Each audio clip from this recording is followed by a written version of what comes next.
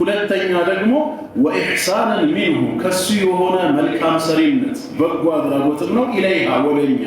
የተደረገልን መልካሙን ተግባር ነው። ففي الصحيحين ያው ይሄን በሚመለከት صحيح البخاري እና ሙስሊም በሁለቱ ሰሂሆች ላይ እንደተገለጸው ወገይሪሂማ እንዲሁም በሌሎች ሱናኖች ላይ قال صلى الله عليه وسلم የአላህ መልእክተኛ እንዲህ አሉ أعطيت خمسا أمست نجرات تستينال لم يعطهن أحد قبلي كان يبرد لنبرد قدمت نبيات لأنهم يالتستيون እዚህ ቦታ ላይ 50 ሲሉ በመቃሙ በዛ ስፍራ ላይ ስለ አምስቱ ሊናገሩ ስለፈለጉ እንጂ አጠቃላይ የተሰጣቸው ከሌሎች ነቢያቶች የሚለያቸው አምስት ብቻ ነው ለማለት አይደለም። العدد لا مفهوم له أو لا عصر له ቁጥር ሁሌ ገደብና መልካች አይደለም። አንድ ወይ የተፈለገው በቦታው ላይ ስለ አምስት ነገር መናገር ስለተፈለገ እነዚህ አምስት ነገር ተሰጠኝ ብለዋል ወይ ደግሞ በዋነኝነት ግንባር ቀደም ተጠቃሽ ስለሆኑ እንጂ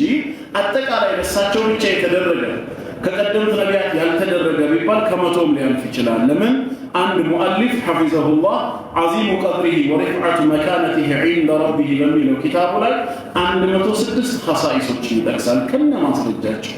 ለሳቸውና ለኡመታቸው የተደረገ ለቀደምት ነቢያትና ኡመቶቻቸው ያልተደረገ ብሎ እዚህ ጋር አምስት የሚለው ምንድነው በስፍራው ያለውን ለመግለጽ ልክ በአንድ ሐዲስ ረሱል አለይሂ ሰላቱ ወሰለም እጅተኒቡ ሰብዑ ልሙቢቃት ይላሉ ሰባት አጥፊ ወንጀሎችን ተጠንቀቁ ይላሉ። እኛ ለጥፋት የሚዳርጉን ከመባል ተብለው የተጠቀሱ ወንጀሎችን ሰባት ብቻ ሆኖ አይደለም